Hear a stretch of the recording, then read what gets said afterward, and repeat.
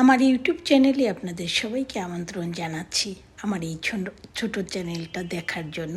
তো আজকে আমি আলু শাকের রেসিপি দেব। আমার ছাদ বাগান থেকে আলু শাক তুলে নিয়ে আসলাম, পেঁয়াজ বেরেস্তা করে নিয়েছি, এখানে লাউ শাকও দিয়েছি আলু শাকের সঙ্গে। তো আলু শাক অনেক দেশেই খায় না, অনেকেই খায় না, কিন্তু আমি খেতে, আমাদের উত্তরবঙ্গে আলু শাকটা খুব জনপ্রিয়। আমরা আলু শাকটা খাই, খেতে খুব ভালো লাগে। আপনারাও একদিন করে খেয়ে দেখবেন কেমন লাগে।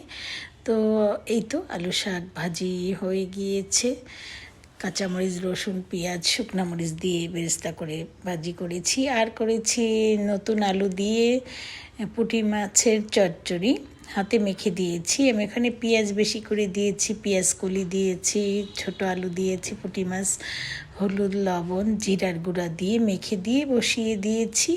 খেতে কিন্তু ভীষণ মজা লাগে, আপনারাও একদিন খেয়ে দেখবেন কেমন লাগে। অনেকেই অবশ্য পুঁটি মাছ খেতে পছন্দ করে না।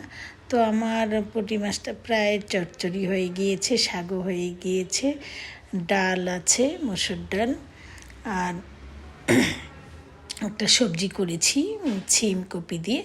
তো এই তো বন্ধুরা, আমার